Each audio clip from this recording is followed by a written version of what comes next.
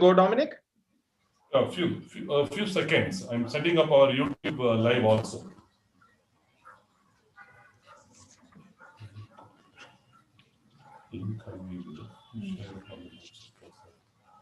Welcome, Mr. Gaurav. Hi. Mr. Ramesh. Hi. Good evening, Gaurav sir. Hope you're doing How are good. you? Hi. Nice to see you, sir. Hello. Suresh. And yeah. So I think our name is appearing as chief guest. So I do not know whether we can alter that because otherwise we'll become nameless. Yeah. I wonder whether I need to change it or the organizers will have to change that. Let me see if I'm sure it can be done. Should be done. Let me just set up. Yeah, rename is possible. So let me. Yeah.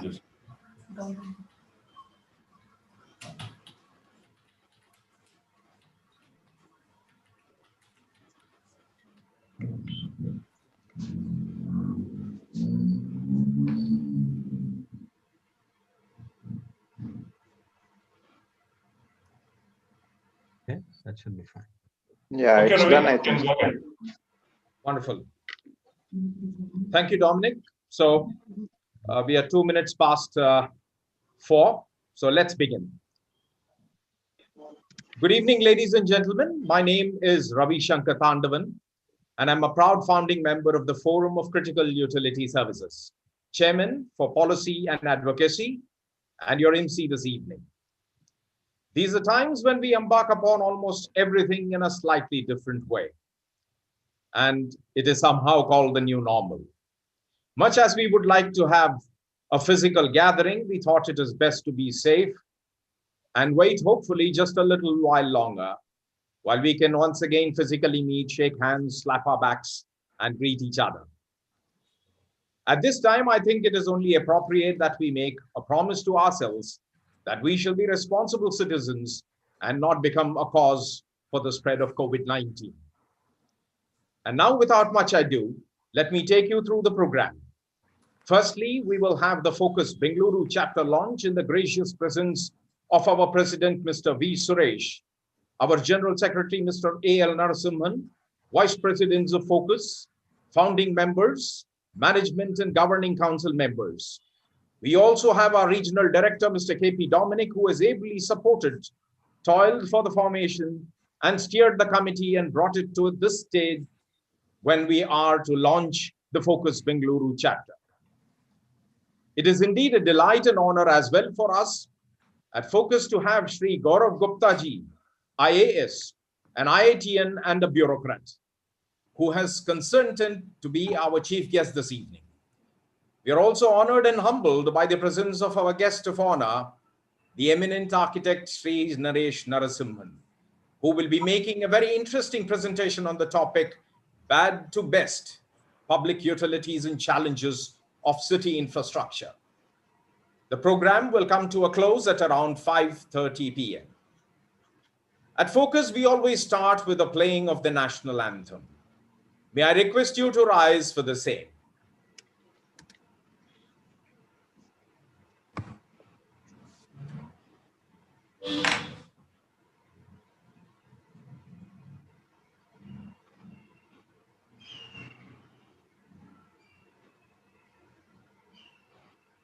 Voice. Audio. Audio. Audio.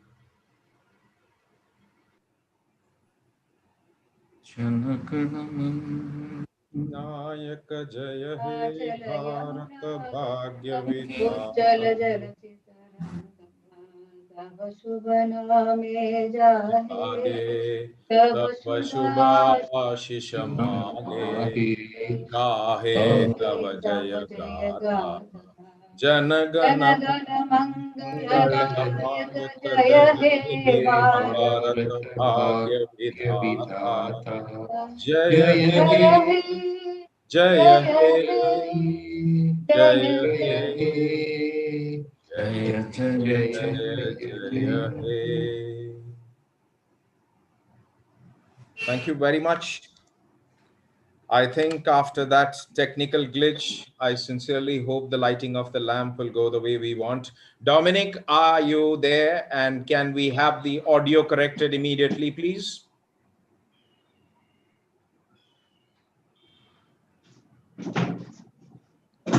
Technical team, we didn't have the audio for the national anthem. Could we have the audio for at least the lighting of the lamp? Yeah, just a second.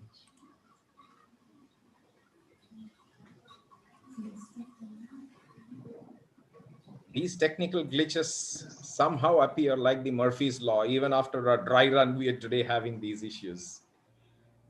Anyway, as part of our culture and tradition, we light a lamp before the start of any event. This indicates the dispelling of darkness through the light of knowledge. So here we go with the lighting of the lamp and a small prayer. Could we have the lighting of the lamp and the prayer, please?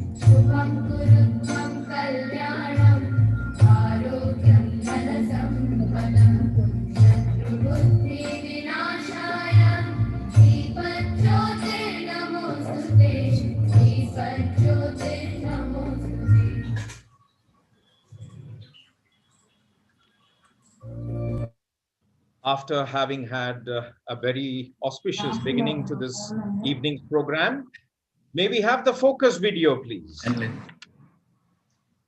While the team sets up the video and patches it to the event screen, I just want to let you know that this short video best describes the objective of Focus.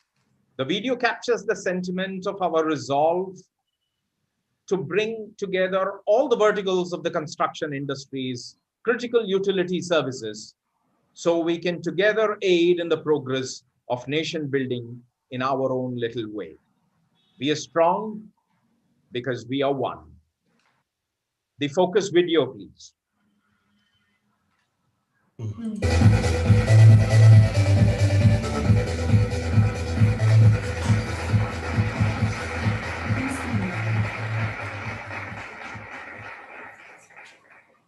As the sun rises and shines in glory, so have emerged the fortunes of Indian construction industry in particular, and the global community in Audio level. a stronger, cohesive, and focused future that is as bright as the rising sun. Each of the bodies leading the various verticals of the building industry's critical utility services sector have been working towards delivering their best towards building reliable, resilient, and sustainable structures.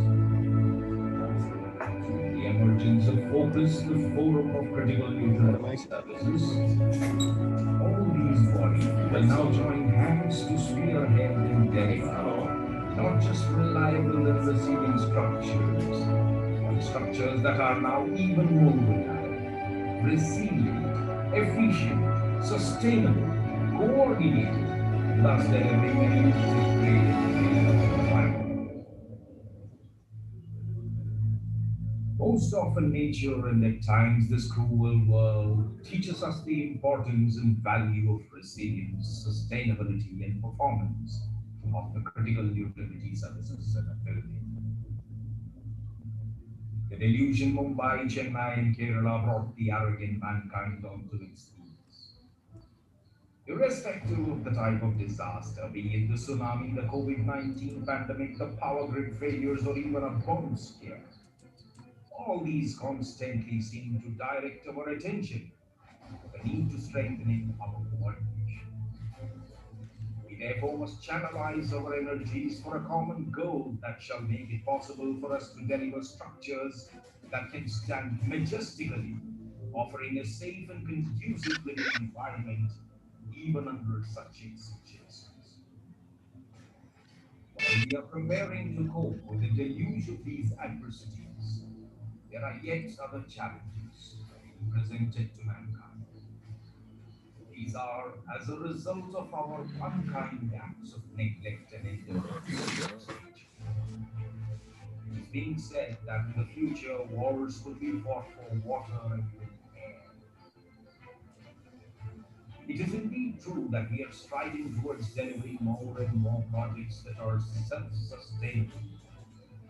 With all your support to focus, we now can identify patterns, actively deliver, support each other in our combat against odds on our paths, sensitize and represent appropriately to authorities, so we are able to give back more than we draw from others. At the end of it all, the objective and our core philosophy and principle is to deliver to our customer not just a building, but a monument that should stand the test of adversities in the times to come. Is it not our responsibility towards our future generations to leave behind a planet that is thriving? Of course it is. And for this, all that we need to do is to be in sync with the way nature works. Our cry, therefore, is come one, come all, in our efforts to strengthen, streamline, sensitize, and secure a world that we can leave behind for posterity to cherish.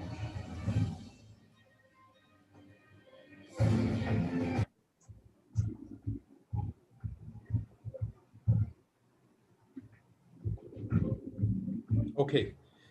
Ladies and gentlemen, for it is with a sense of pride and honor that I now call upon the President of the Forum of Critical Utility Services, Mr. V. Suresh, the doyen of the construction industry.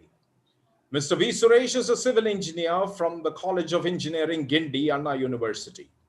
He has over 55 years of experience in the housing, urban development, real estate, and sustainable development sectors.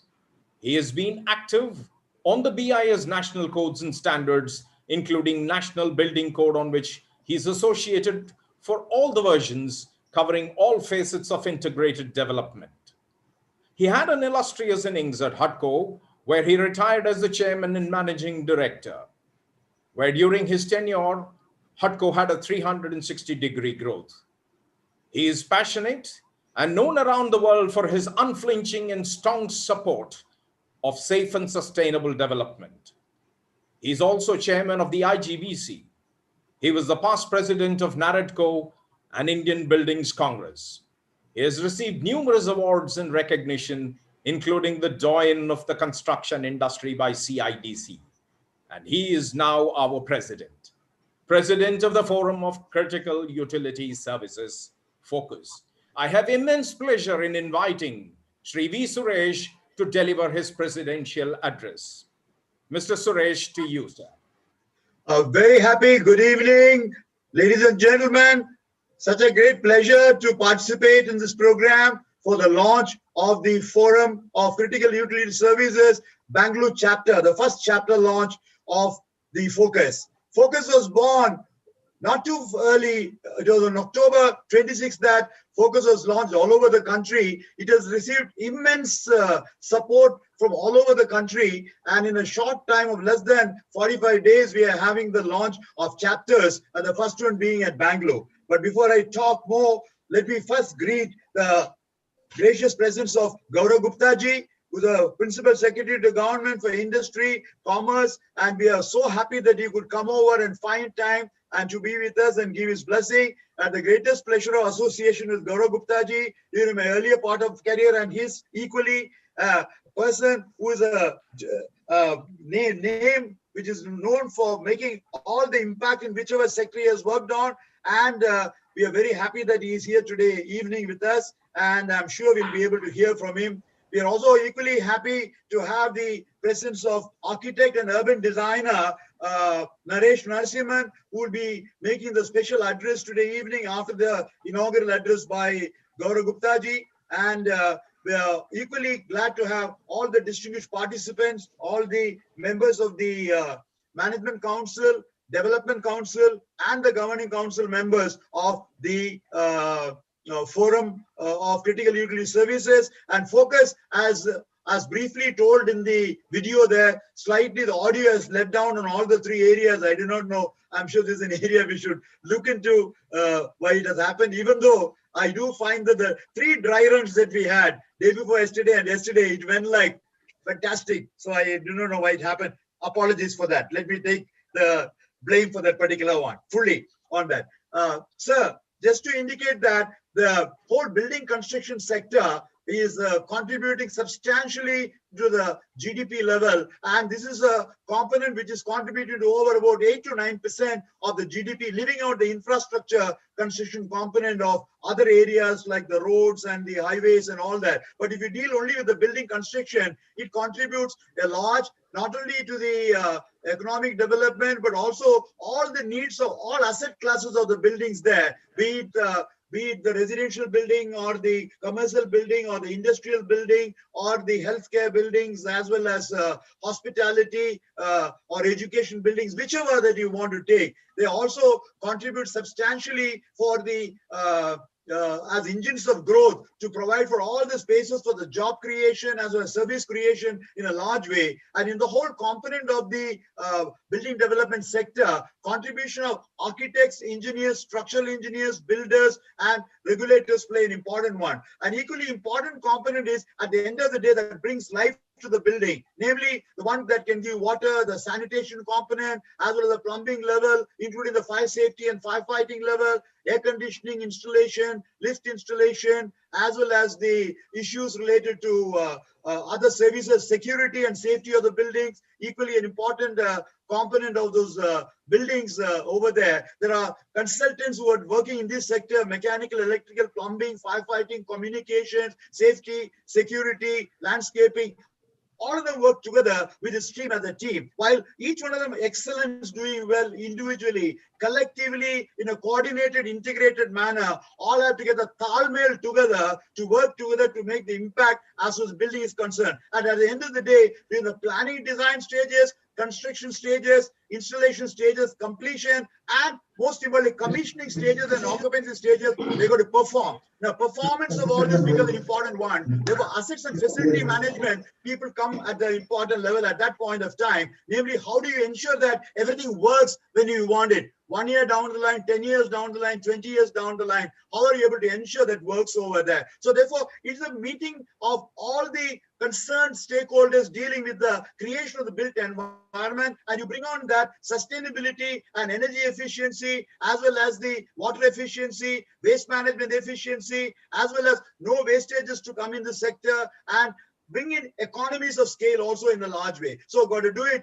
efficiently, economically, as well as expeditiously. So these are important components where all put their act together. There are separate regulators to deal with that. Not only we are very happy that Gaurav Gupta ji is also the administrator for BBMP, like that the Municipal Corporation, the Lift Inspectorate, Electric Inspectorate, Chief Fire Officer, more than so many other regulators come in this particular picture. So ensuring that the right laws, the building rules and safety rules and fire rules, as well as electricity rules, etc., are also followed in a right way. And Forum therefore gears up to deal with that particular thing in a large way. Today, this is not the time for me to talk much because it's a welcome address, and I'm very happy that both Gaurav Gupta ji will add on additional dimension in addition to sectors. So I just thought I'll indicate industrial development is also a very important component. Industrial buildings and townships are also an important component in our work area, and we would like to work together in this particular sector. And since you head the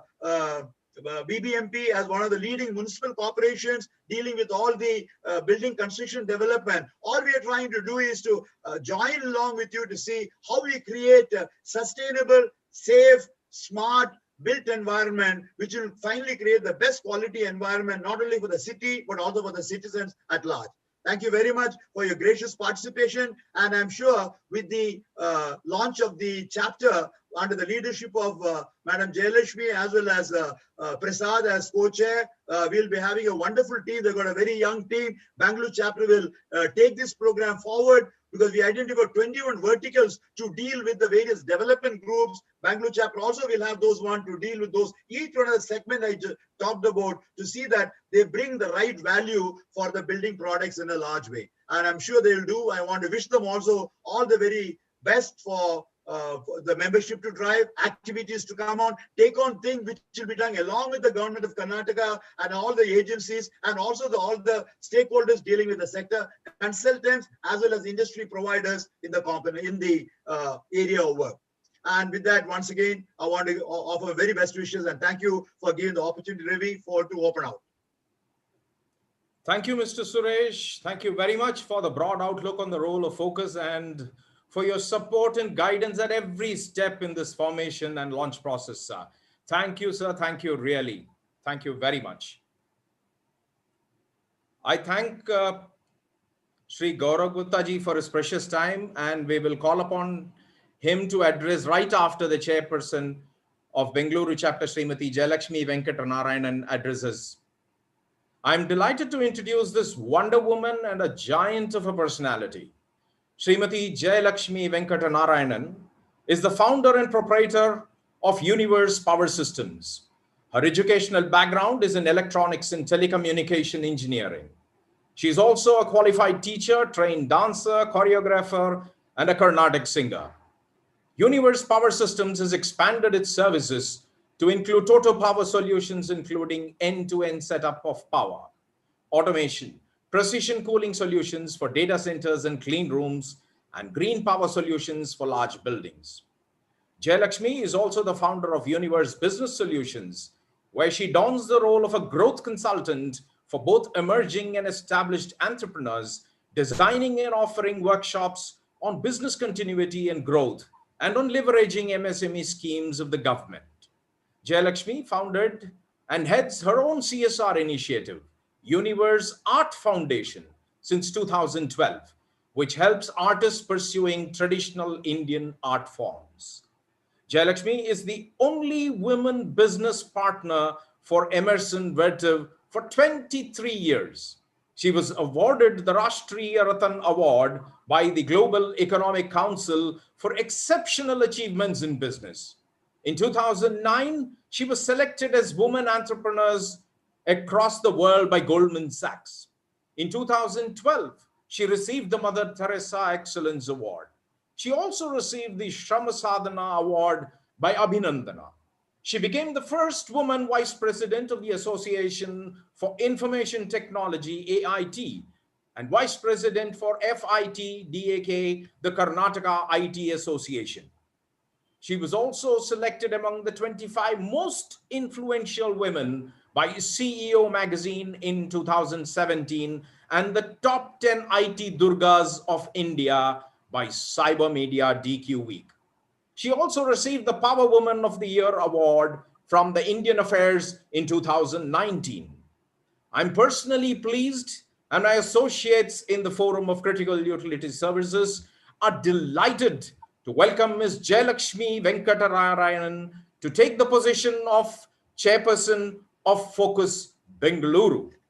I now request Ms. Jayalakshmi to address the audience and introduce her team at Focus Bengaluru to the audience and our chief guest, Gaurav Gupta ji, and our guest of honor, Architect Naresh Narasimhan. Over to you, madam.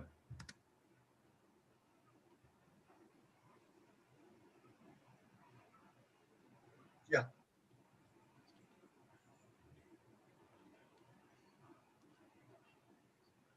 Madam is there? Big glitch? Yeah, 1 second.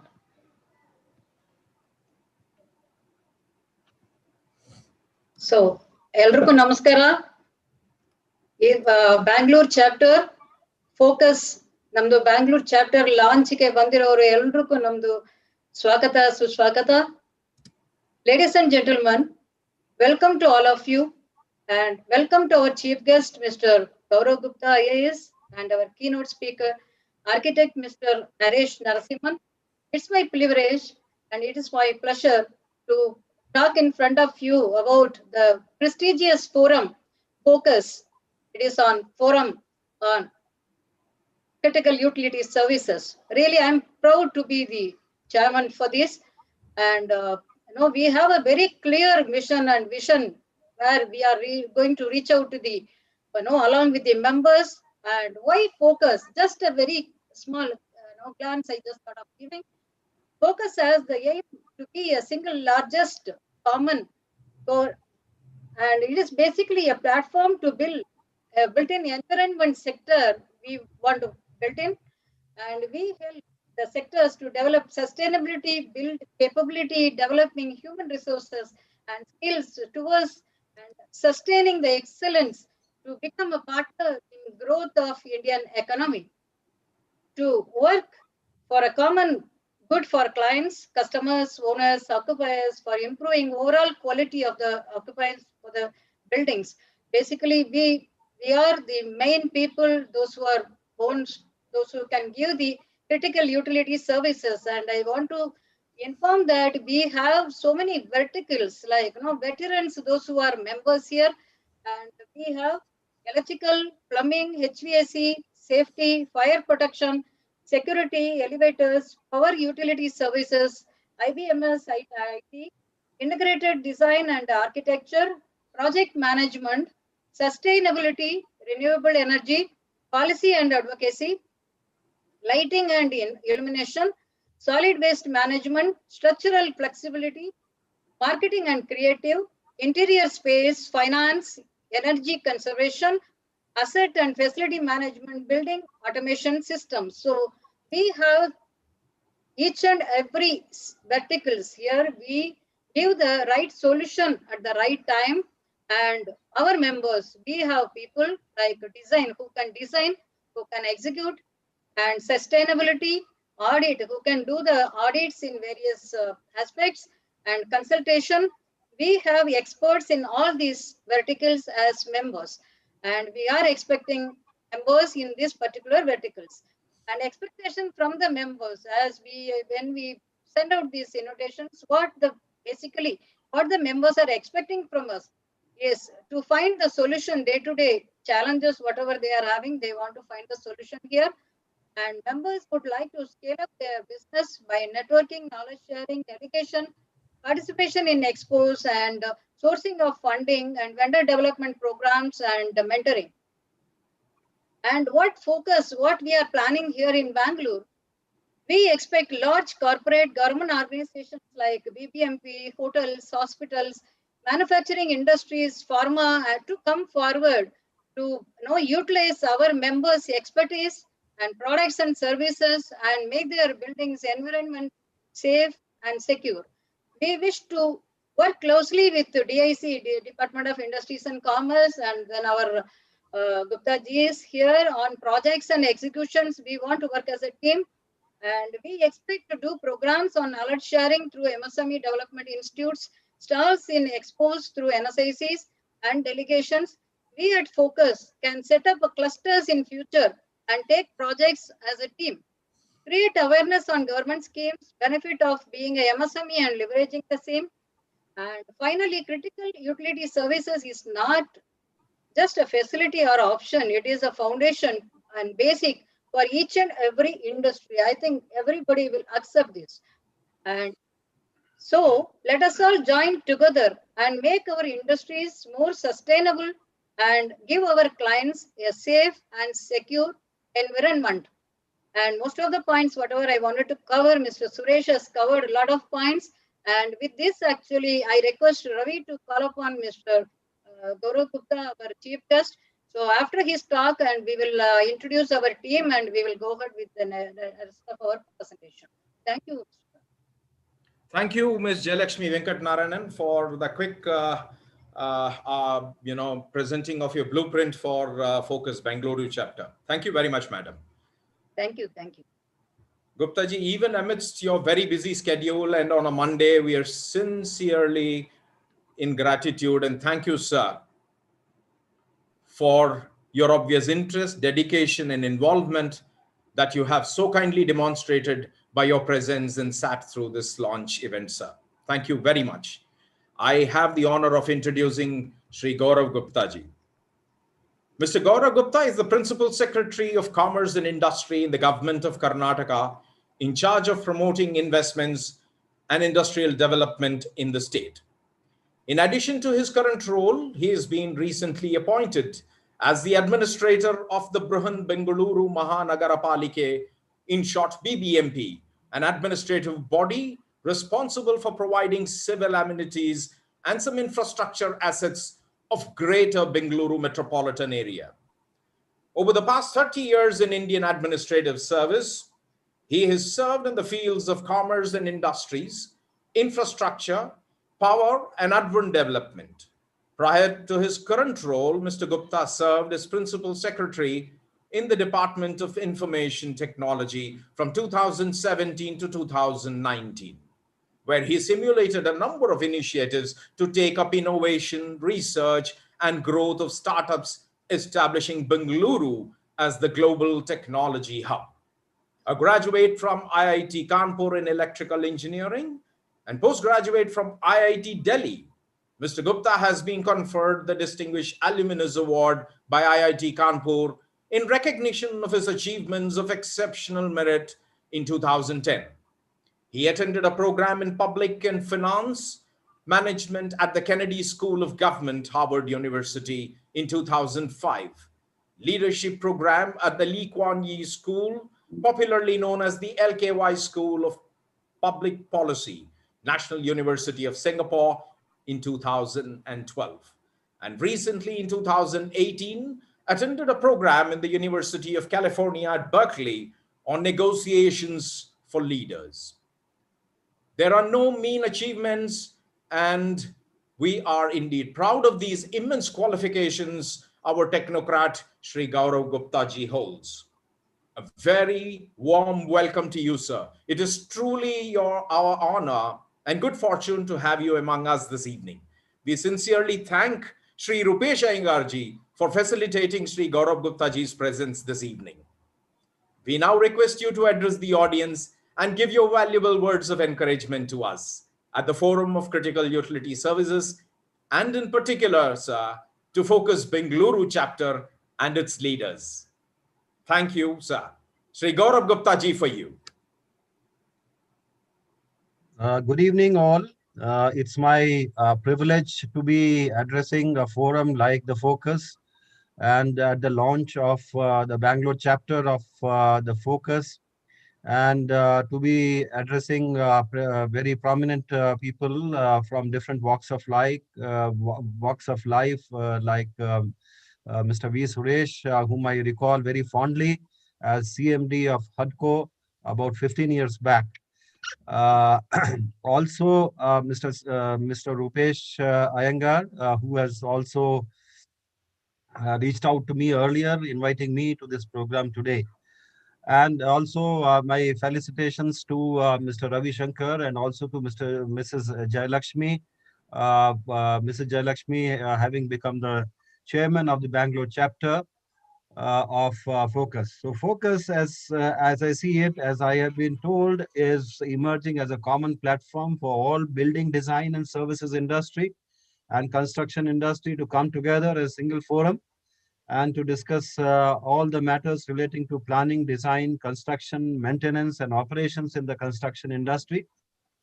And also brings together all the stakeholders in the National Building Code under a single umbrella, and to engage with the government and to act as a liaison between the industry and the government. Now, we are very proud to see a single umbrella organization which is handling all these responsibilities. So far, we have been engaging with various organizations like CREDAI and several others over the period of time. And let me assure you, having put in almost 30 years in the state government, that the state government is pretty open to interacting with the civic society, with the professional organizations, and listening and hearing you so as to identify your pain points and to see how trade, industry, and business can be supported and they can be allowed to flourish in the land of Karnataka. In respect of this, the government of Karnataka has been committed to make it easier for you all to do business. And yes, there are pain points. I know.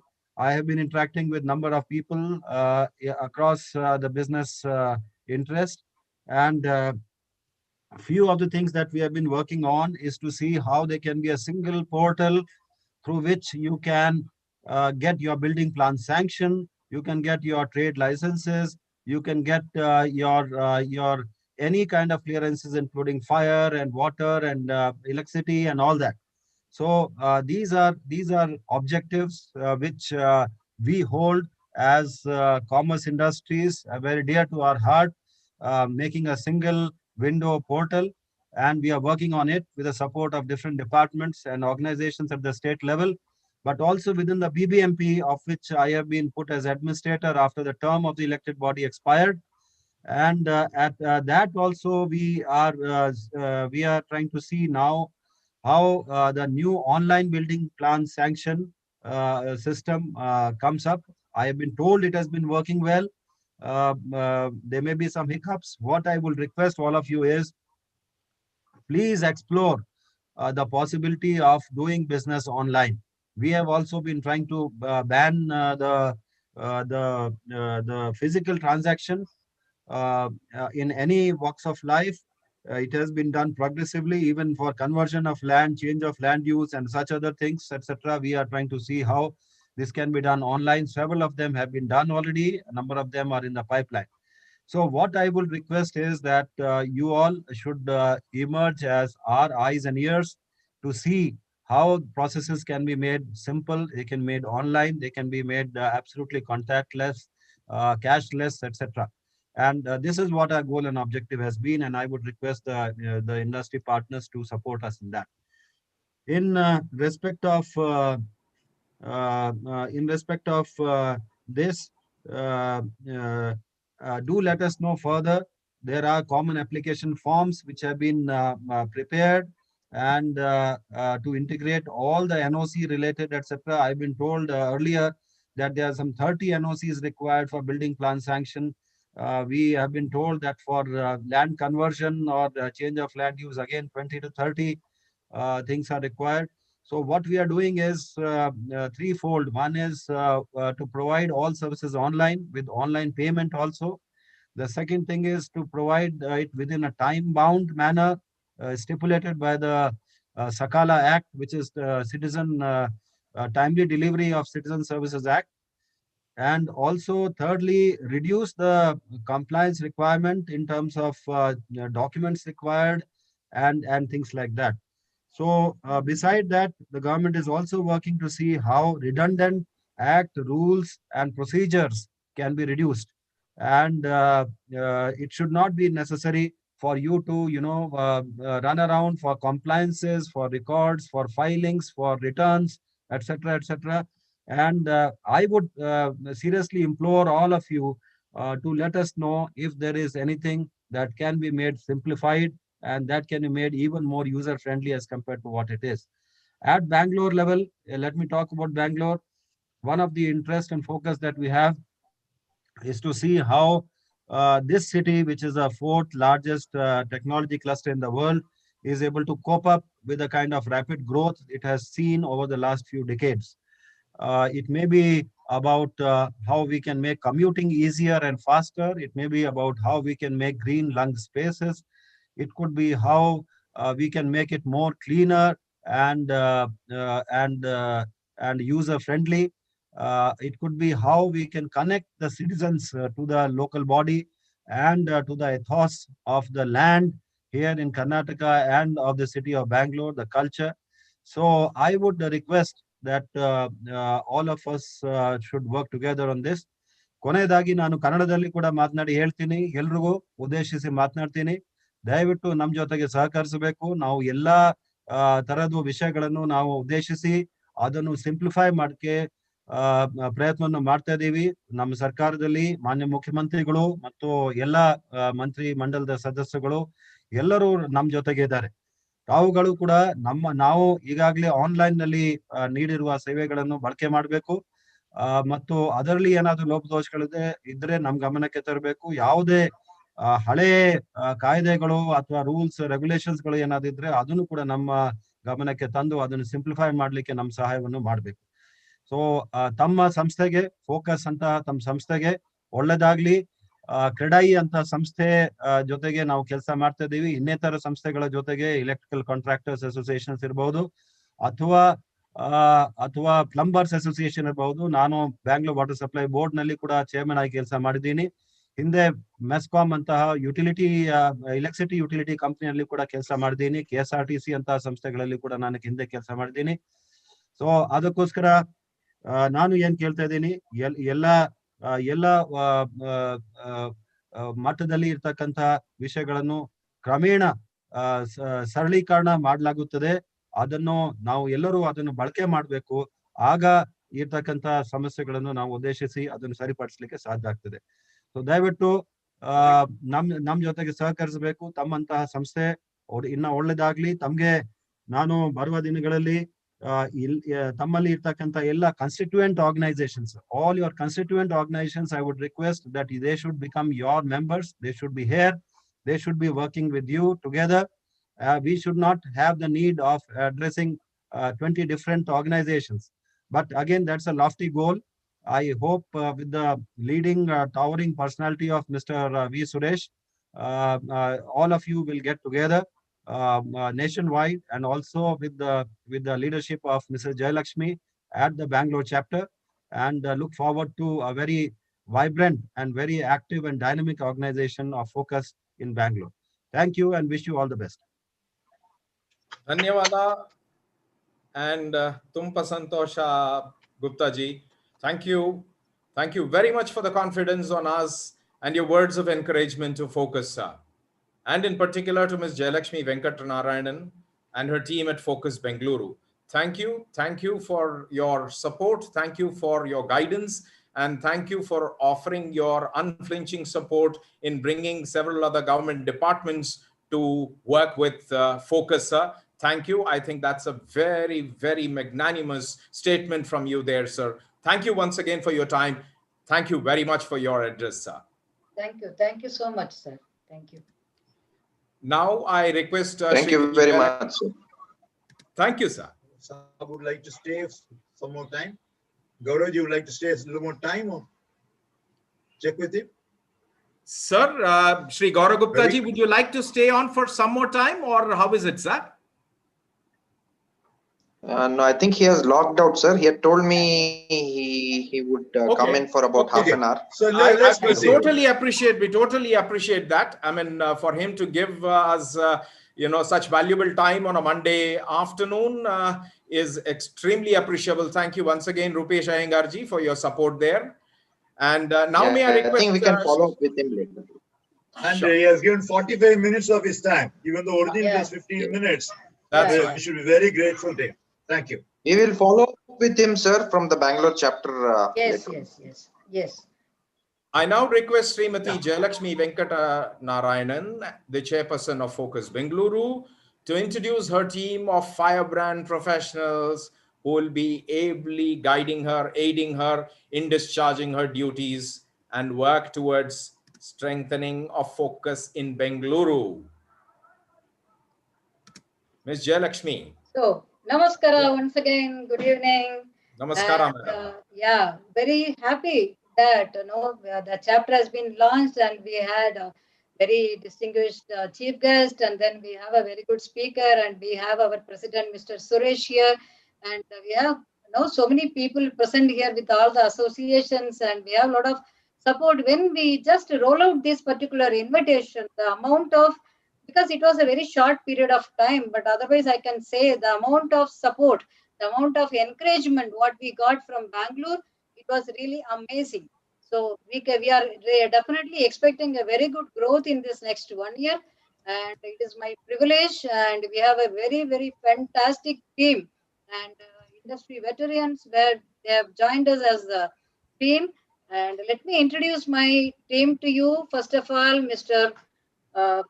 B.K. Prasad. One second. Just tell the word each. Madam, Yes, yes, yes. Yeah. Please. Yeah. Mr. V.K. Prasad is the Managing Director of Industrial Hydraulic Agency. And if you see, I know him from the, he was the President of Plumbing Association. And he has been, in the industry for several decades and industry with distinction over 40 years. And career starting to Industrial Hydraulics Agency, V.K. Prasad served in distinction over a decade in leading engineering companies. And Mr. B.K. Prasad is actively associated with IPA, FSAI, Fire Safety Association of India, and is a member of SAIR and IGPC. And a lot of association, he has been this very, very active, and he is very energetic person. And having him as the vice chairman, we are really proud of you, sir. Welcome on our board. And we have next, I want to introduce Mr. Bipin, who is going to be our chair for our safety vertical. Bipin started his career in 1991, Globe Detective Agency, with a vast experience from the conventional methodology and latest upgrade in safety, security, and BMS solutions. Bipin has been one of the early entrants into the safety and security industry. Since 2014, as an independent service provider, he has built a company, Innovative Technology, with an intent to connect directly with the presence in Bangalore, Hyderabad, and parts of Kerala. Welcome, Mr. Bipin, and you will be taking care of the chair safety. And welcome to you.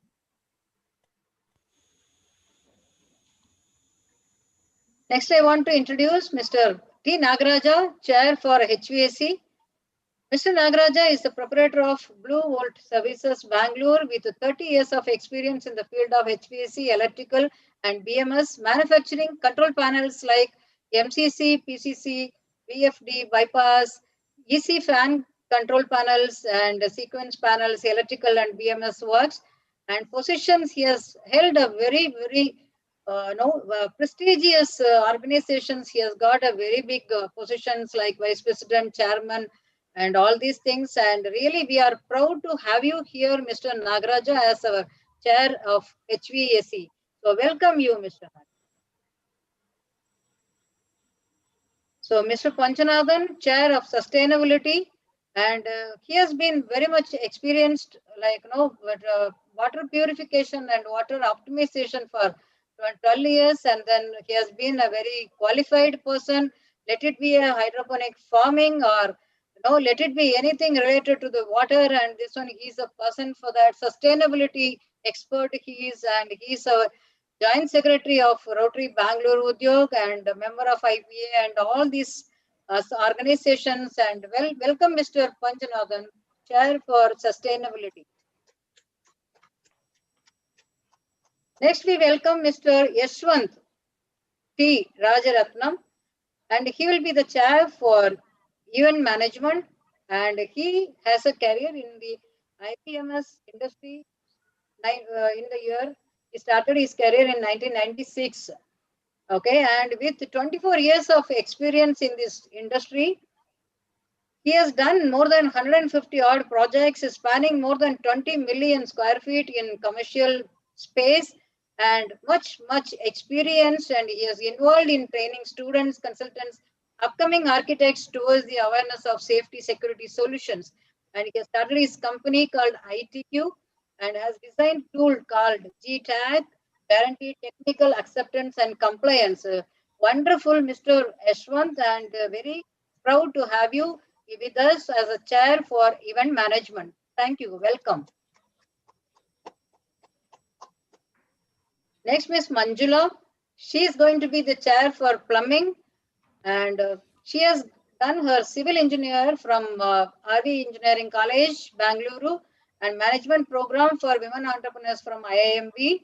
And she is very, provide innovative engineering solutions in the field of plumbing and firefighting systems.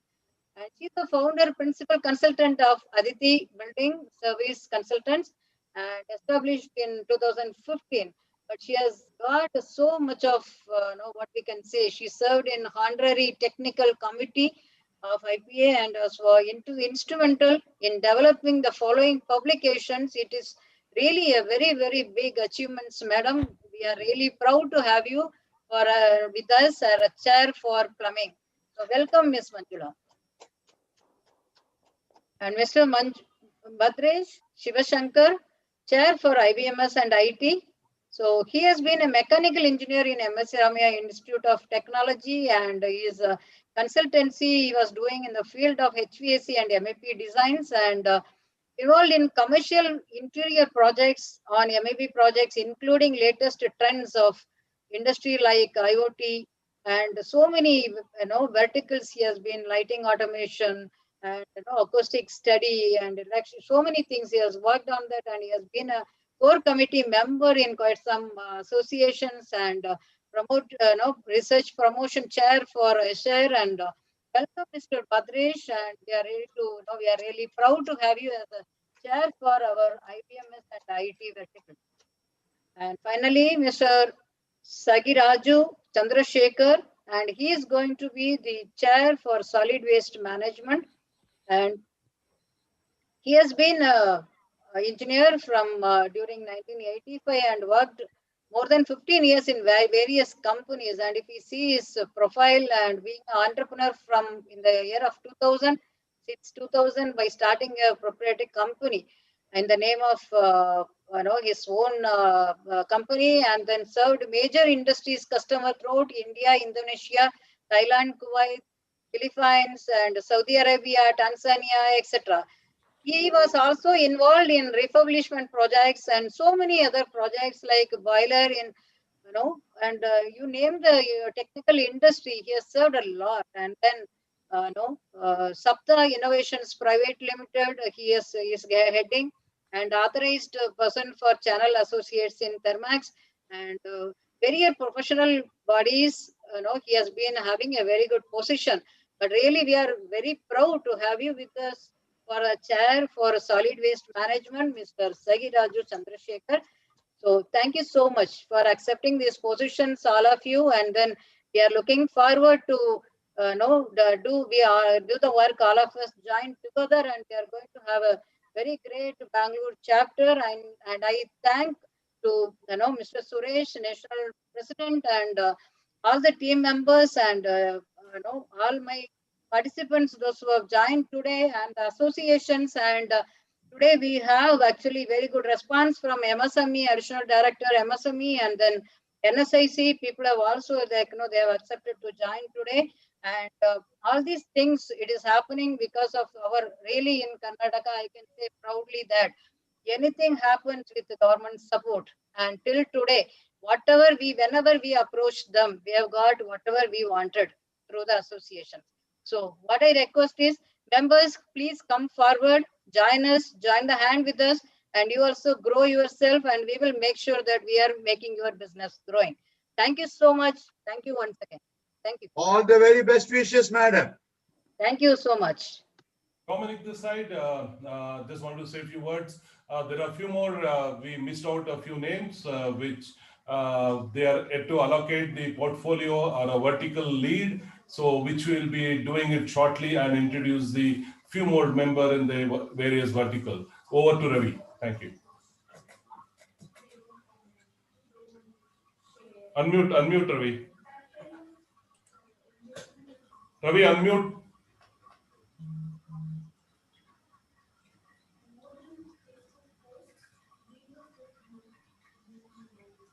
Yeah, go ahead. Yeah. Thank you for this lovely presentation, Ms. Jayalakshmi. I wish you and your team all the very best. Wish them all success in their endeavors. And I hope all that you wish for Focus-Bangalore comes true. And well, wishing once again all of you the very best. Thank you. Thank you so much.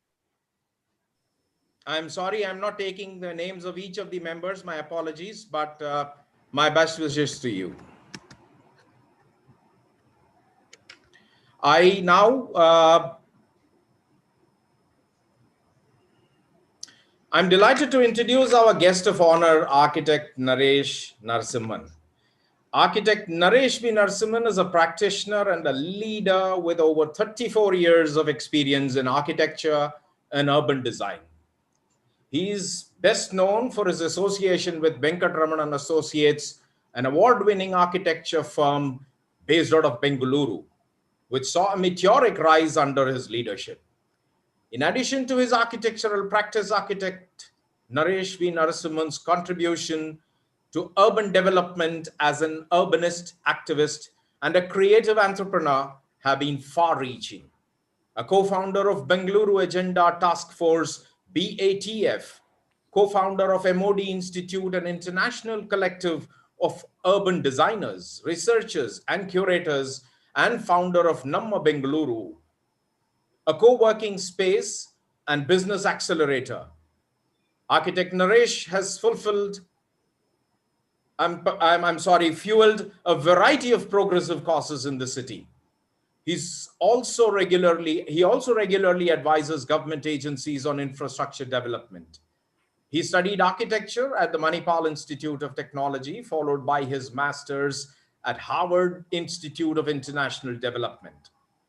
His interests range from studying the startup ecosystem, open data, and institutional development to cinema, art, and popular culture. Architect Naresh Narasimhan is also a prolific speaker who has been invited to lecture at several national and international events. Naresh Narasimhan is currently architect and managing partner at Venkatraman Associates, popularly known as VA, since 1985. He's also a permanent trustee at Suchitra Cinema and Cultural Academy, a projects committee member, Bengaluru International Center, co-founder MOD Institute, Bangalore, and founder chairman, Namma Bengaluru. His professional interests are contextualism and architectural theory, urban design and regional planning, information technology and open data infrastructure, sustainable development, financial and economic modeling, cartography and remote sensing, workplace strategy, startup ecosystem, and cinema and theater. I am now welcoming the dashing, intelligent, talented, exceptionally successful architect and a very dear friend, architect Naresh Narasimhan, to deliver his address and make his presentation that we are all so eagerly waiting to watch. Architect Naresh Narasimhan, for you. All to you, Mr. Narasimhan. Thank you, Ravi. That was actually a very long introduction. I didn't realize that where you dug that out from, but that's quite flattering, actually. Anyway, thank you very much. And I'm very pleased to be here today to addressing you all in the launch of the Bangalore chapter of Focus.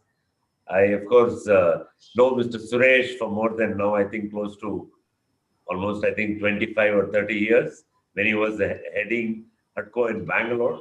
He actually worked with him many years ago. 3 decades. Yeah, the 3 decades. Very nice. Many of you I've met in Dubai and in other places.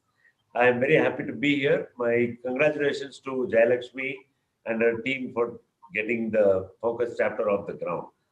So without much further, today my interests are now split 50-50.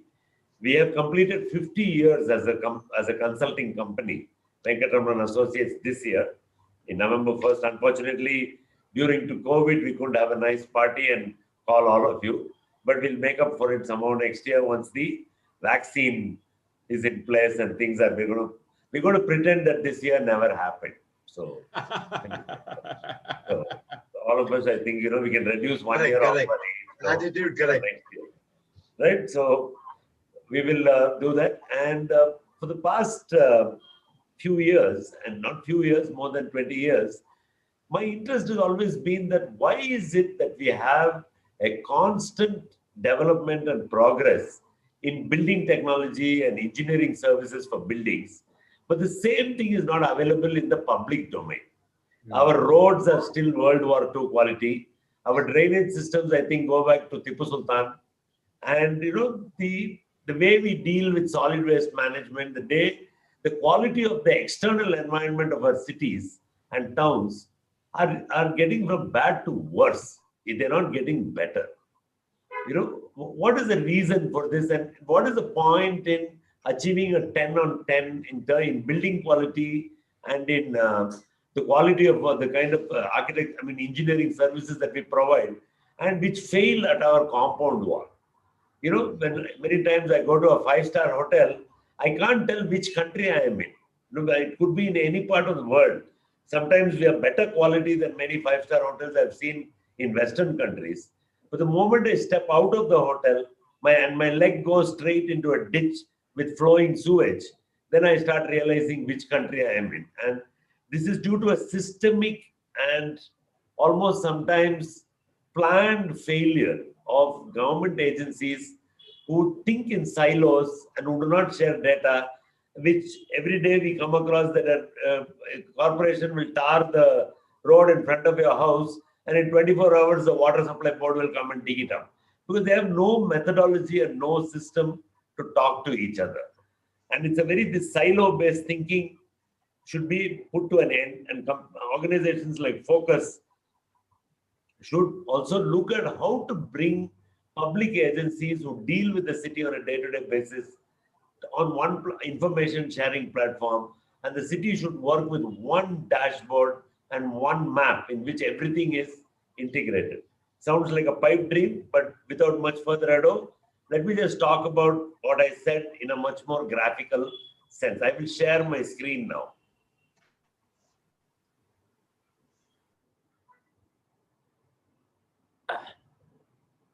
Just 1 second.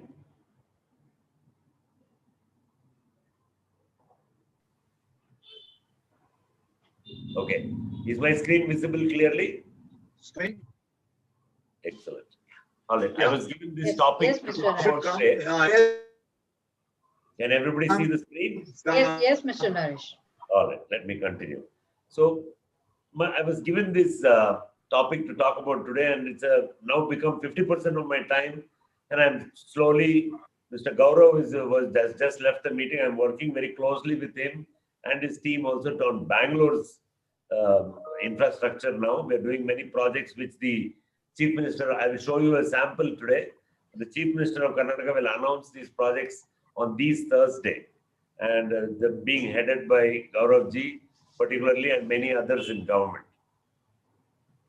So when I say the word city infrastructure, usually people only think of the top right image, right, which is something to do with flyovers and transport mobility, or maybe the picture on the bottom left. You know, let's build one giant bridge or a big flyover or a hanging bridge, as we call it. But nobody ever talks about things like the top left image is the picture of city market in Bangalore. Are markets public infrastructure? Yes. When I go to the bottom right, are lakes and parks public infrastructure? Yes.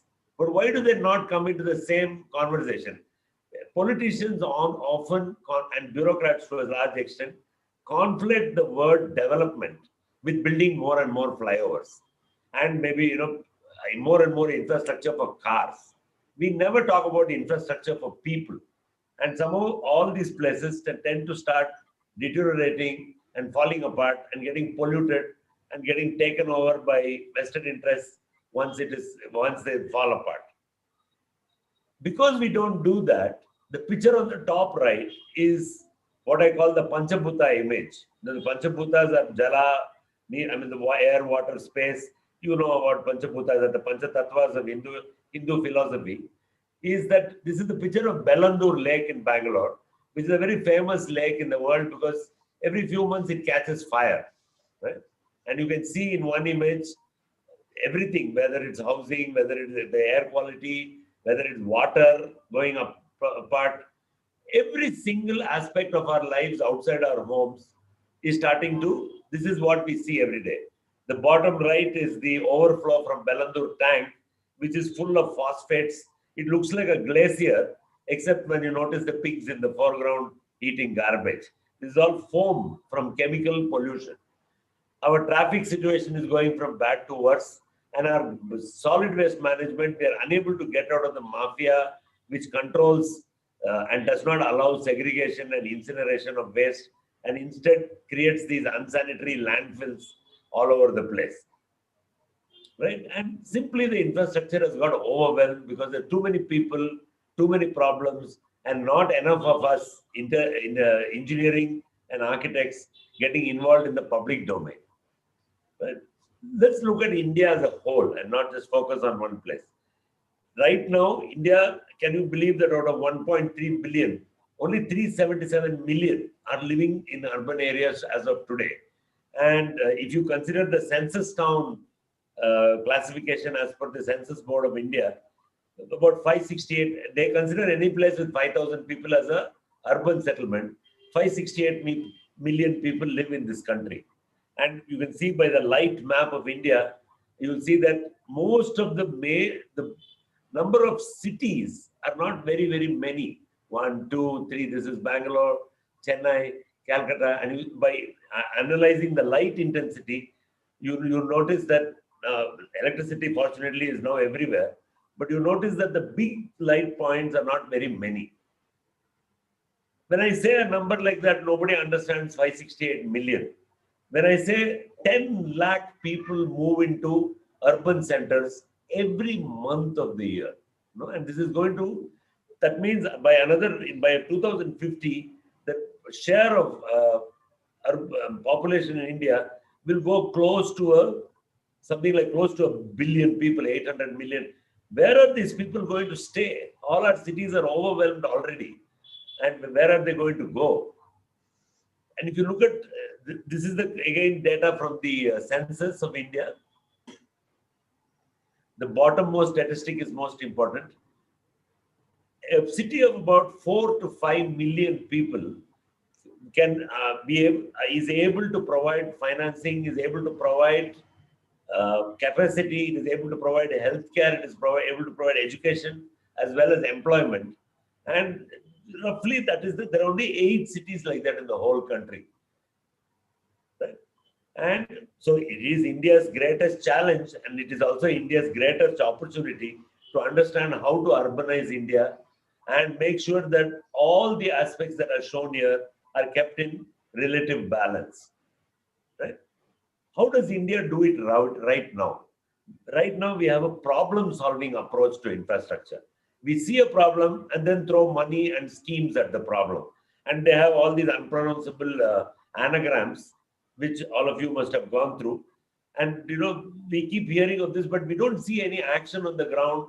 And many of these start and end without much, actual impact anywhere. There are many more than this. There is, of course, Swachh Bharat Abhiyan, but our cities still seem very dirty.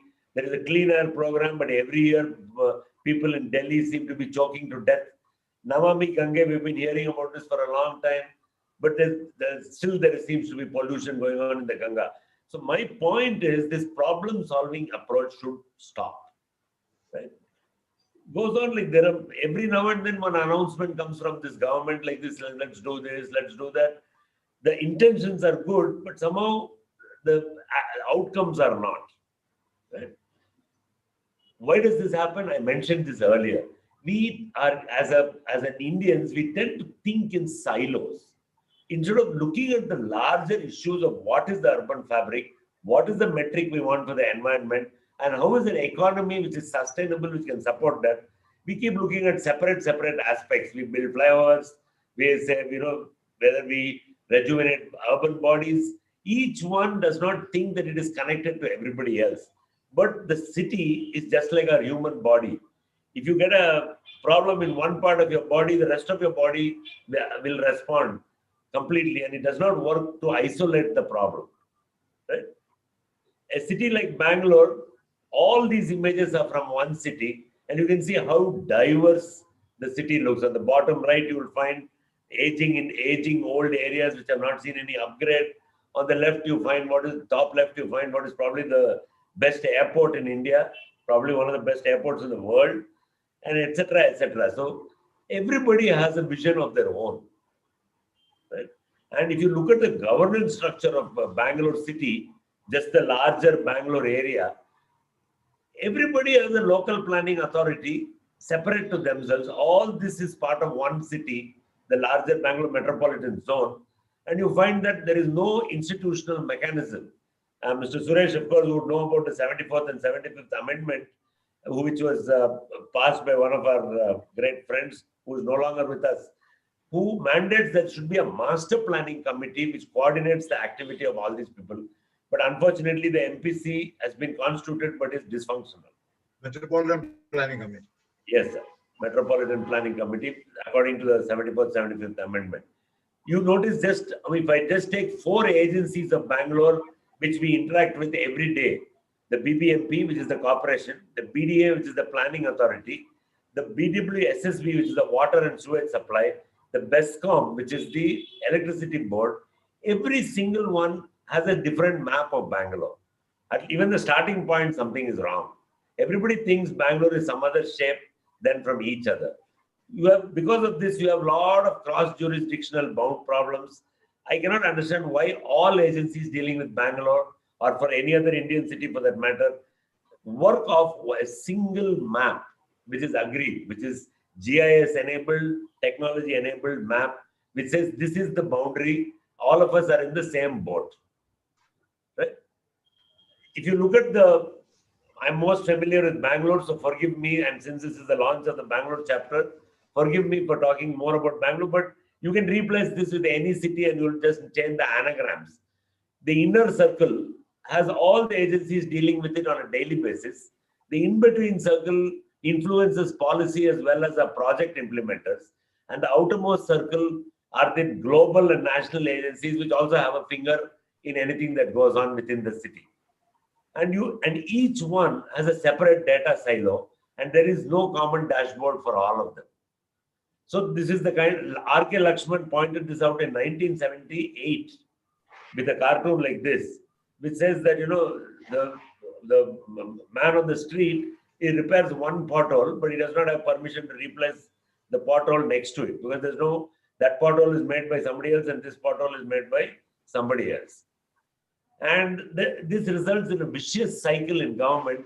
Any project is started, there are multiple authorities with individual agendas.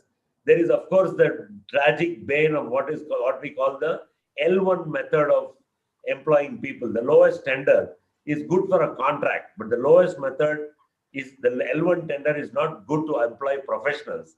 Because if you go and employ, as you know the old saying, if you go and employ the cheapest possible person, or to put it more crudely, if you employ monkey, you will get only peanut at the end of the day.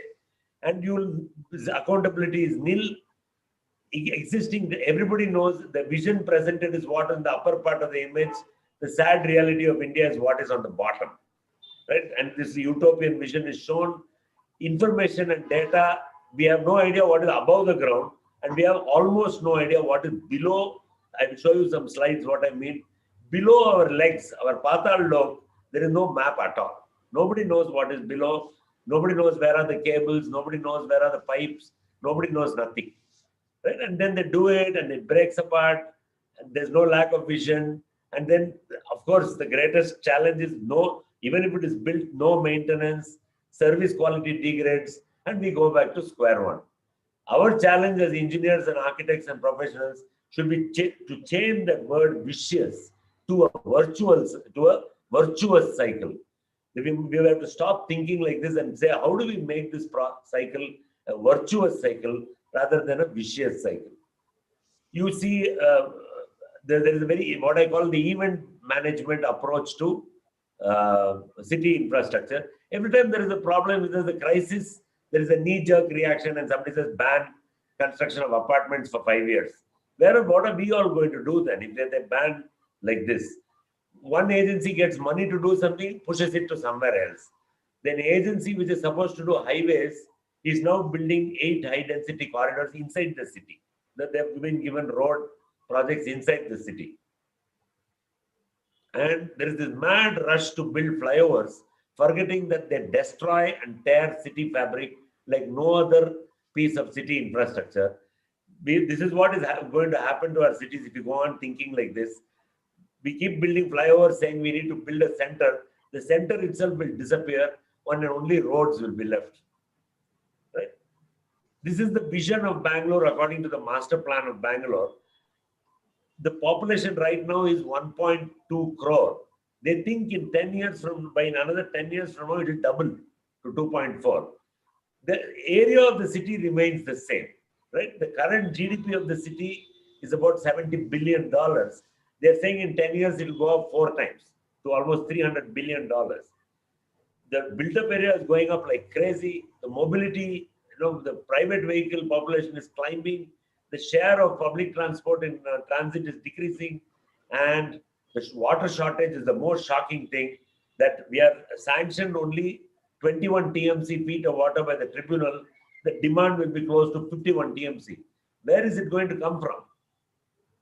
Right? And right now, the current master planning culture is, they show maps like this with nice color schemes, and this is the law it follows.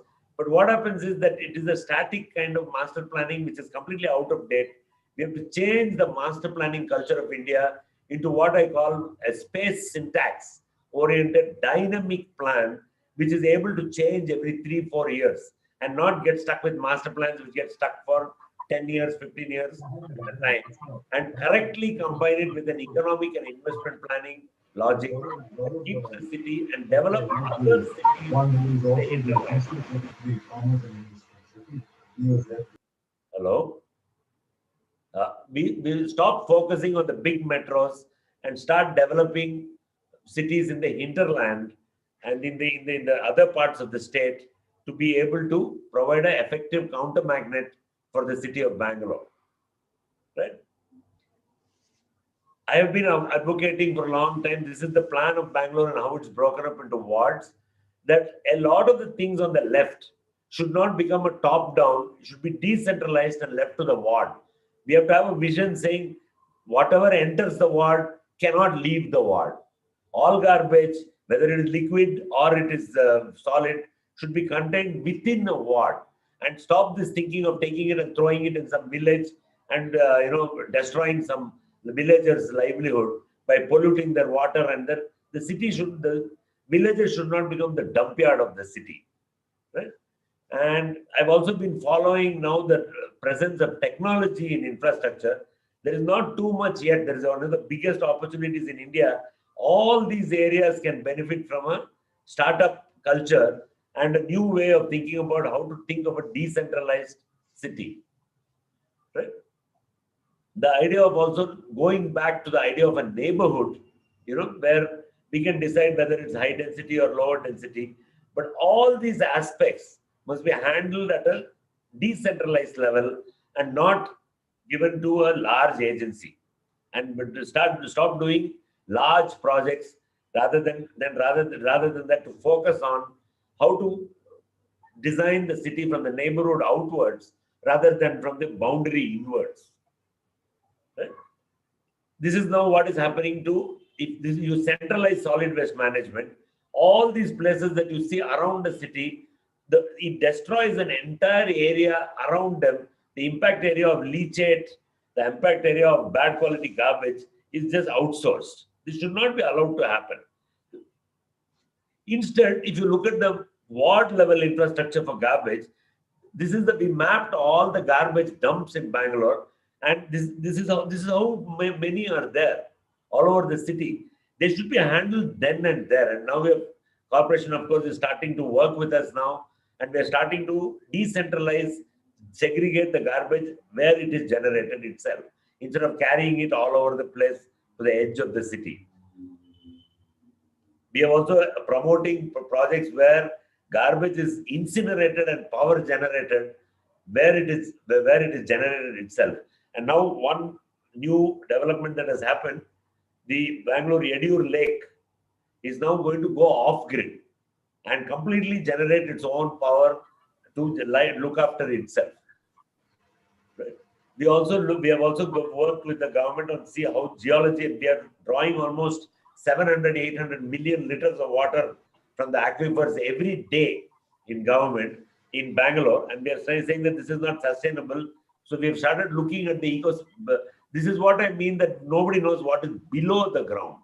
And we have to start understanding that below the ground is also responsible for what is above the ground. Very good. A great example of decentralized management in Bangalore, one of the few cities in the world which has shown a very consistent decline in cases, is fundamentally, I believe, due to how they quickly decentralized and localized disaster management in Bangalore city, across the city, and made sure that what was one of the highest incidences. So it is possible to do it. If you can do it for COVID, you can do it for sewage. You can do it for garbage. We are also looking at, Bangalore now has one of the best last mile connectivity. We have now bike sharing, we have vehicle sharing. Also now we are creating a lot of the cycle lanes, completely separated from the main traffic by strong medians for both for footpaths and for two-wheelers, non-motorized transport. And we've got a lot of our Bangalore City Police is one of the most forward-thinking organizations, and they have a whole series of things on women and safety in Bangalore, and Bangalore's incidence of alcoholism as well as crimes against women has gone down dramatically. Right? We also now notice that all over India now, financial accessibility to goods and services are going more and more digital. Infrastructure policy of Karnataka is one of the most, Bangalore particularly, we have now developed what is called the project Tender Sure. It means Sure stands for, making sure that a specification is actually carried out, what is written in the document is carried out on the ground and no compromise is made. And the footpaths in Bangalore sometimes are wider than the roads, which is, according to me, a correct thing. You cannot keep on widening roads. Somebody told me once that, trying to solve traffic congestion by widening roads is like trying to cure obesity by loosening your belt. That is never going to work. And now we have seen with COVID that people don't need to actually travel at all. The rise of technology, the availability of broadband, the availability of connectivity has now created saying that what is called the trans-urban, which is like, it's a city is not just local. We can be anywhere, and it's a city is more an urban field, is a collection of activities instead of just a material structure. And the idea of what I have coined this term called trans-urbanism, which says that, you can be anywhere in the world today. And funnily enough, in the last 6 months, I have attended more seminars with really important international speakers who would have never come down in the real world, flown down to talk to us. I have seen speakers from Mr. Noam Chomsky to, the leading lights of the world thinkers, all come on Zoom calls. And somehow that is a fantastic thing which has happened. We have started mapping the employment. A city infrastructure is no use if there is no economy to support it. So we are starting to find that we need to, everybody thinks Bangalore is only IT, but Bangalore is also a leader in biotechnology. It's now an emergent leader in aerospace. It has an automotive manufacturing base. It is one of the biggest textile garment export industries, and of course, even in hardware and electronics. So we are now starting to map the city to find out where is the employment generation of the city and what should it do to make the city grow in terms of what should the city do in terms of infrastructure to support it, right? And now mapping one on the other, they are now starting to find out which are the new urban zones and starting to provide urban infrastructure in those areas which are on the outside of the city. A project which I did last year as an example is a development. This is a street in Bangalore, which many people think, many people think it's somewhere in Europe. It's that quality of street. And you notice that, it is possible to do a street like this in the city. There is not a single obstruction. The footpath through and through, the carriageway is separated completely. And what you see here is 5%, 95% is below the ground. The infrastructure is laid in such a way that you don't have to ever dig this street for the next 50 years. I'll take a guarantee on that. Right? When I dug this street, This is the Patal Lok of India. This is infrastructure. And on the left, you can see that cable right on top. That is the information superhighway, the fiber optic cable. And it is living coexisting with sewage, which is flowing in the same ditch.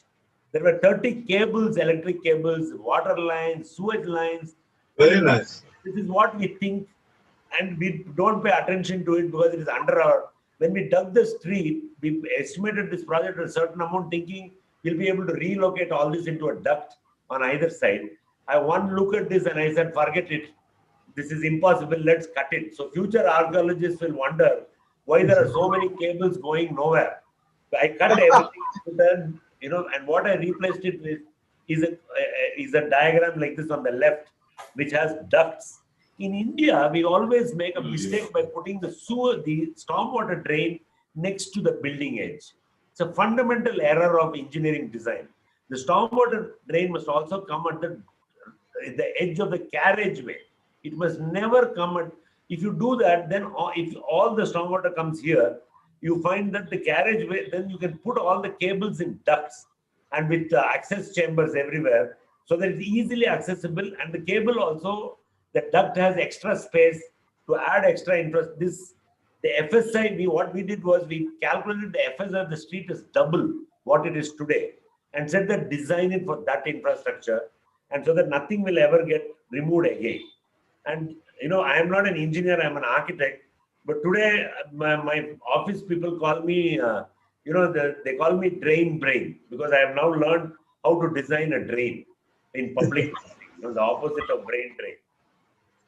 This is what the street looked like. This photo is at 6 o'clock in the morning.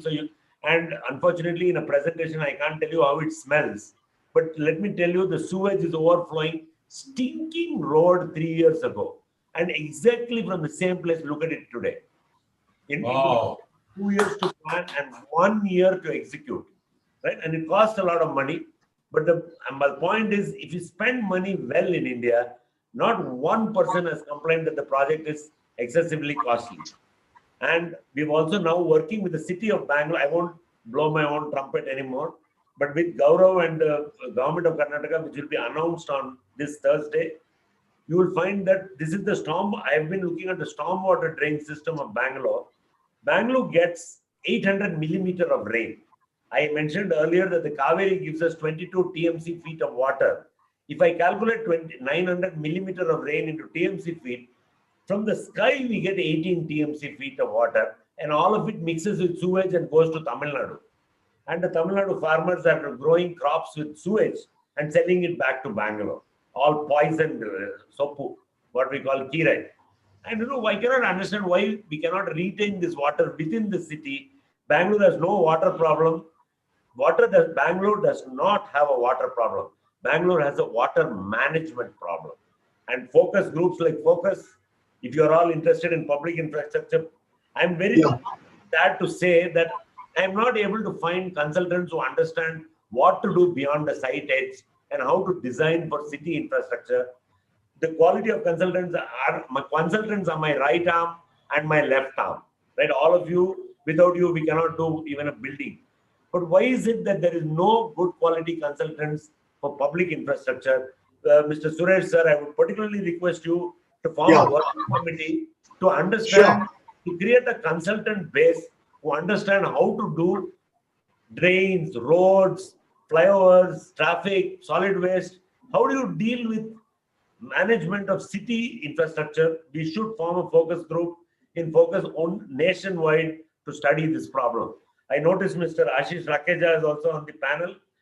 One of his company. Are you with Mr. I assume he was with AECOM. I'm not sure whether he's with them anymore. But companies like international quality companies like that are sitting in India.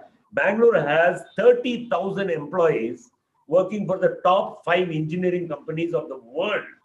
W.S. Atkins, Arcadis, AECOM, like this, names like this, Jacobs, Mott McDonald, everybody has an office in Bangalore. 30,000 engineers are working for other global cities. Not one of them is involved in the infrastructure of the city itself, which gives them their life, their economy, their education for their children and their livelihood, which is a tragedy, right? So we have taken a project which looks insoluble. This is every city in India, right? I don't want to say which one. This is a stormwater drain which has got sewage. For some reason, somebody has thought fit to put sewage pipe under the stormwater drain. So the moment, without that itself, there is sewage. If there is a heavy rain, it comes till here. The sewage comes back into the drain, and the whole thing is a stinking, what I call the backyard of Bangalore. And the worst location. So I have taken a 10-kilometer pilot stretch. We have 800 kilometers like this in Bangalore. Bangalore is the largest city in the world, not next to a water body. It is the largest. It is not next to any natural feature. And what I am saying is 800 kilometers, I told the government, let me make a waterfront for Bangalore. And we don't have a waterfront like Chennai has beach. We don't have one. We want a waterfront. So I have created now a vision which will be announced on Thursday. The focus group now will be the first one to see it. Please don't publicize it till Thursday when the Chief Minister will formally announce it. It's called the K100 train. This is what it looks like right now. And then I'm done with it in 1 year from today. It will look like that with fresh water, and it will become a walkway from Bellandur tank all the way to City Market in Bangalore. The government has sanctioned this project, and I'm just going to make it into a walkway and tomorrow it is filed in the National Green Tribunal, and I hope they will grant us permission. The moment it is done, we will see a walkway like this all through the city. And if this works, Bangalore will get an 800-kilometer long waterfront. And in Madras, for instance, in Chennai, I think Kuam, you have been trying for a long time. Adyar, you have been trying for a long time. I hope that this project is even now supported by the Prime Minister of India, and we are getting a lot of attention now. You'll see a lot of announcements on this Friday in the media. This is what the drain looks like further down, when it is becoming almost about 50 feet wide, full of sewage. I've removed almost, now the sewage is going to go very shortly. We have now created underground sewage pipes to take all this out, and it will look like that. And see, this is urban vision. So the moment you have so I can show you how dramatic the change will be. It will become like that, and like a ghat, and the water in the middle is fresh, treated, secondary quality water with a sewage treatment plant. What I said was, why do we take sewage all the way 30 kilometers outside? I have put the sewage treatment plant in the middle of a ward, and on the top of it, I made it into a park. You'll see it now. Why do they have to look so bad? Why my architectural buildings look fantastic? If somebody gives me a sewage treatment plant, I will show you how to make it look fantastic. Why do they always look very poor? Right? So I would like to end my presentation with a small statement. One of the greatest engineers I admire as one of my role models was a man named Buckminster Fuller, who made the statement saying, pollution is nothing but the resources that we have not harvested, and we allow them to disperse because we're ignorant of their value. I will paraphrase it by saying, there is money in pollution. Let us now try to create an ecosystem to use pollution as a resource rather than as a problem. Thank you very much. I'll stop here, please.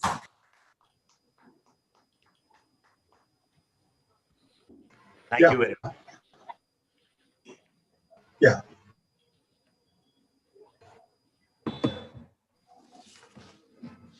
I can't hear you. Ravi, unmute, please. Ravi, unmute. I'm very sorry. Thank you very much, Mr. Naresh Narasimhan. That was a wonderful What an eye-opener. I want nobody other than Mr. Suresh. Sir, since you made mention...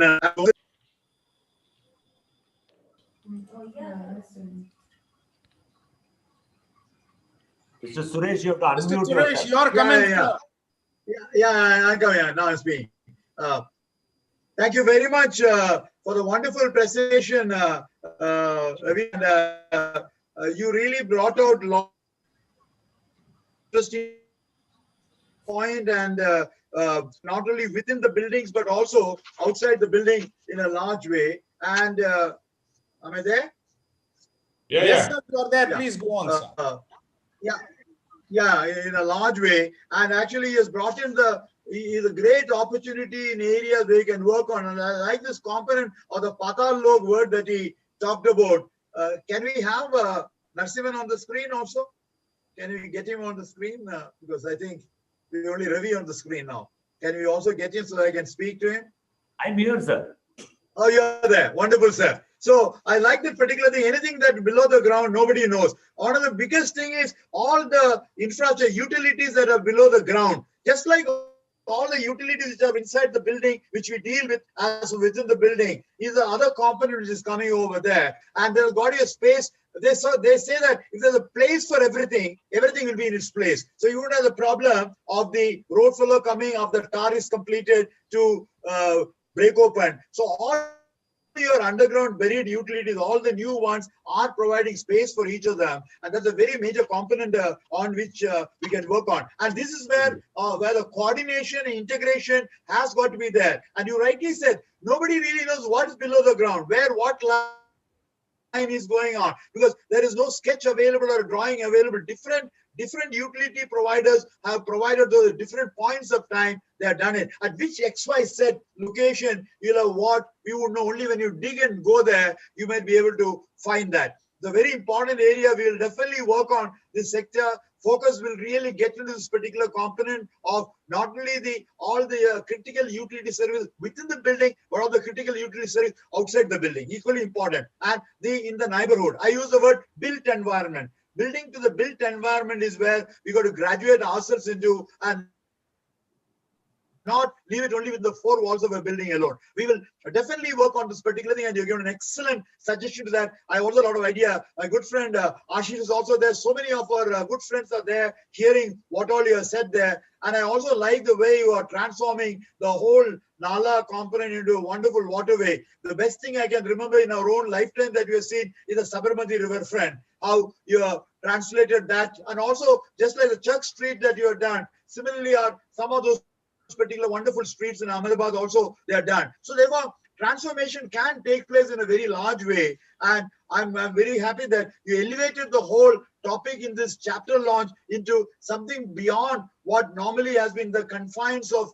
a few items to be put in the building over there. But in our own particular vision, we already said built environment, and built environment is building and the infrastructure around that. So it's not building alone. And therefore, we will definitely work in this particular one, and we'll associate you. We'll bring you onto the main forum of the Focus to be one of our particular. And I like this word that you had of instead of brain drain going from here, brain is available here, and all our best thinkers and technologies and architects or engineers or scientists or everybody going out over there. Now you have found solutions for most of the problems here, and I'm happy that you are identifying most of this particular thing. I was just telling Ravi, he missed out that. See, you're a good combination of not only an architect, you're also urban designer. See, urban design is a three-dimensional master planning. Very rarely, it's not a two-dimensional master planning of colors and land use zones being provided, but you have volumetric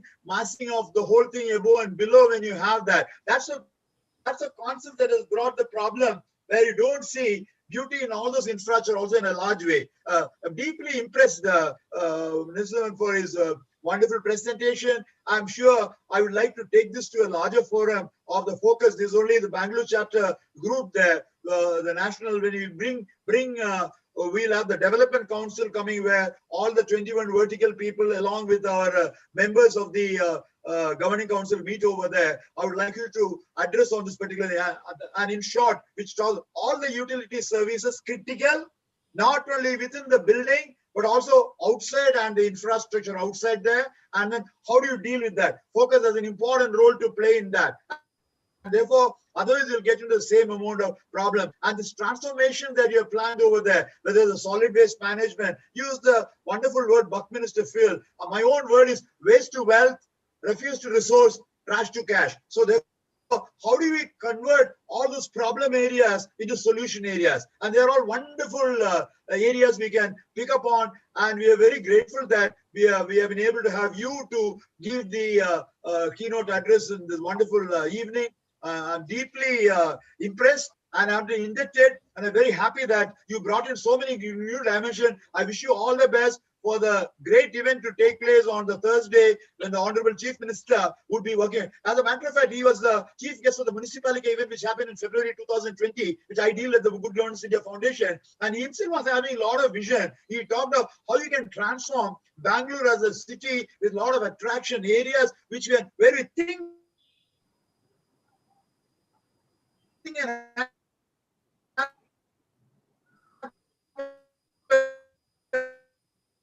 you are really identified. You're visually what we should work on. Each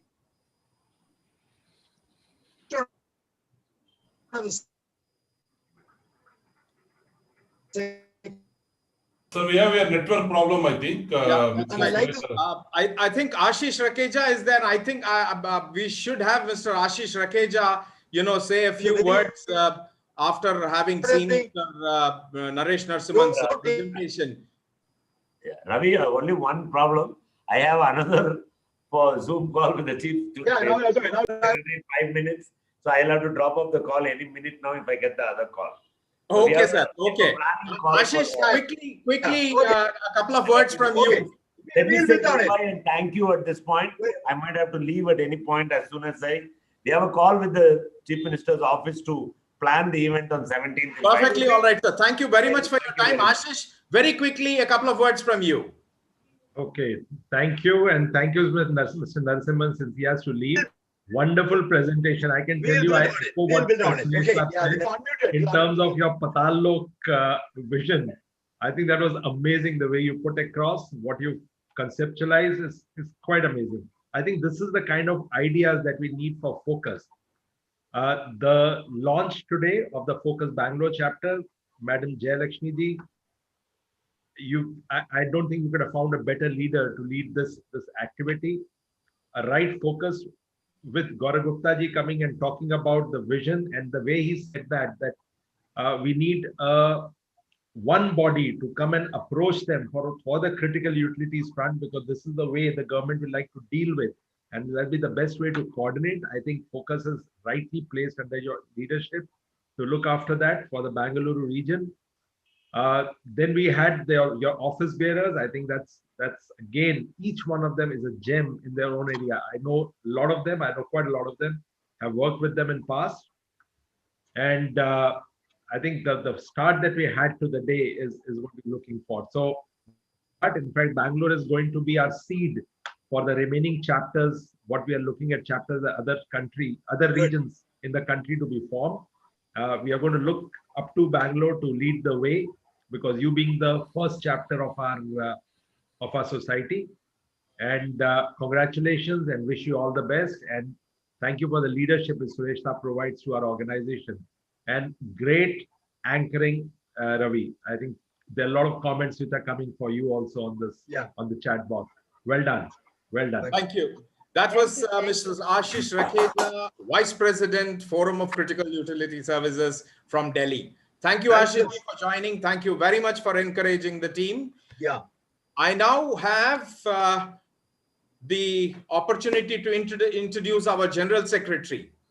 I'm delighted to introduce my very good friend and a person who carries the responsibilities of running the day-to-day operations of Focus at the national level.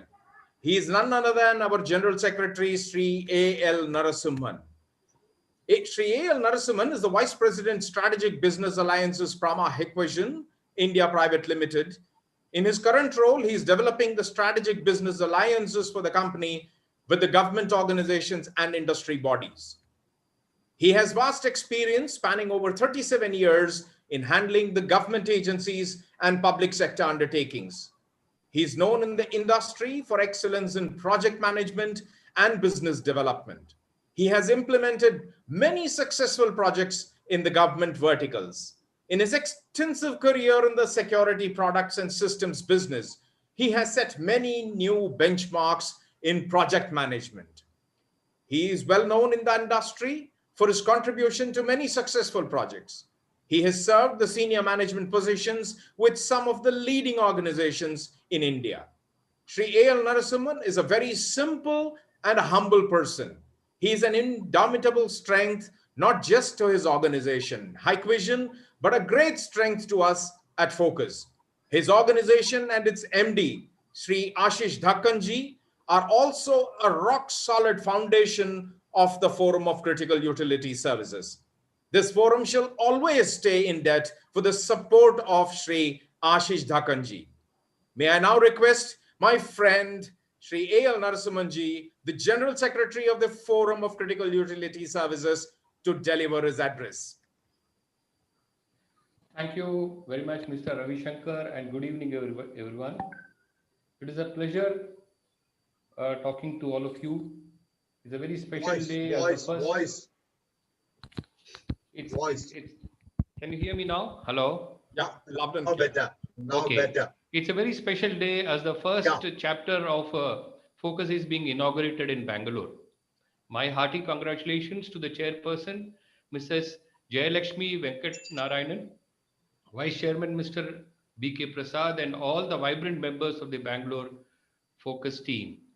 As you all know, Focus was founded by 14 passionate leaders of the building industry. With the concept of resilient buildings gaining momentum across the world, there was a need for an integrated platform where professionals from all areas can come together and interact. Thus, Focus was formed by these 14 founding members to fulfill and the dream has come true today with the formation of the first chapter in Bangalore. Professional experts from the critical utility services sectors have joined Focus as heads of the 21 vertical committees to spearhead the vision and mission of Focus. Similarly, large number of fraternal associations have joined to support in its endeavor.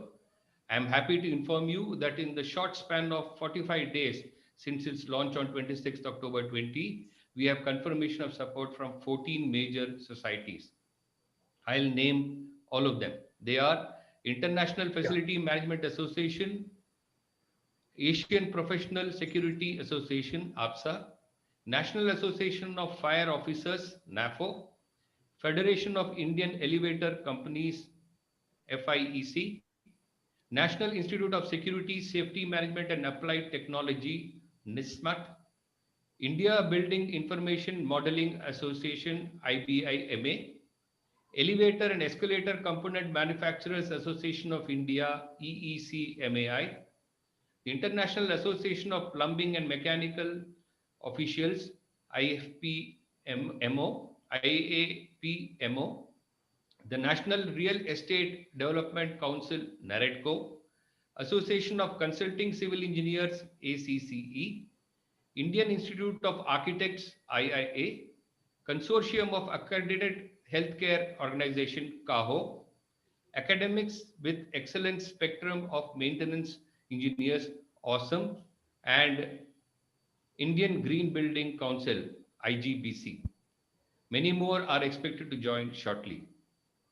Moving ahead, we have plans to launch new chapters very soon in Mumbai, Chennai, Delhi, Ahmedabad, and Pune.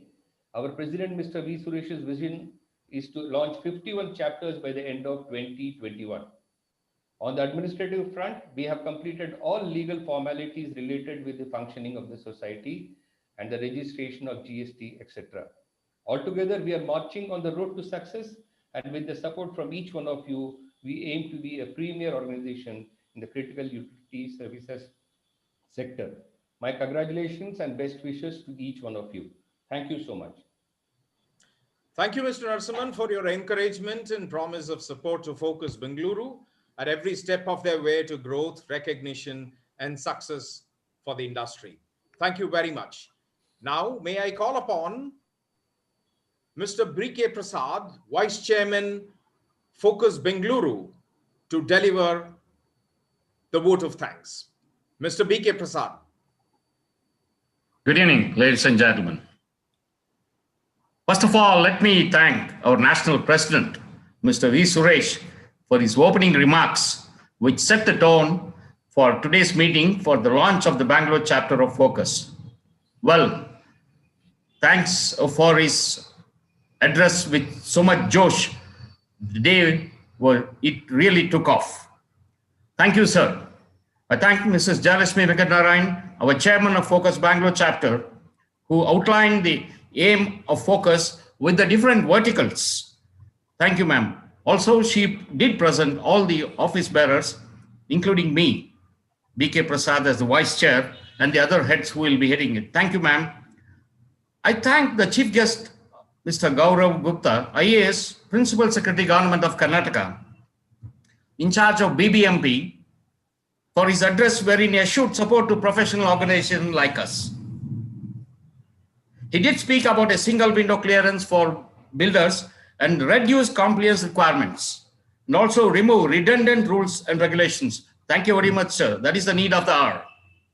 I thank the guest of honor, architect Naresh Narasimhan, who spoke on the challenges of infrastructure. Mr. Naresh Narasimhan, he is one of the well-known faces in Bangalore, and the way he touched upon the integrated management instead of silo-based system was simply awesome. And the plans he has for Bangalore, well, we can come back to a garden city instead of the garbage city. I thank all the national representatives present here, Mr. Ashish Rakeja, Mr. Narasimhan, Mr. Ravi Shankar, and Mr. Dominic. I thank also the members of MSME and NSIC. I thank the founder, Techspert. I thank the Women Association members, Karnataka IT Association. Most of all, I thank all the members of Focus of the Bangalore chapter who made this function a very enjoyable experience. In fact, and also we would like to welcome all the visitors who had come here to become members of our organization so that we can take this to a higher vision. Thank you, one and all. Thank you, Mr. B.K. Prasad. With that, we come to the end of this program. I thank one and all for their participation. Thank you. A very special thanks to all those people who registered and were part of this launch of Focus-Bangalore. Thank you very much. Good evening to all of you. Bye-bye. Thank you. Thank you. Thank you.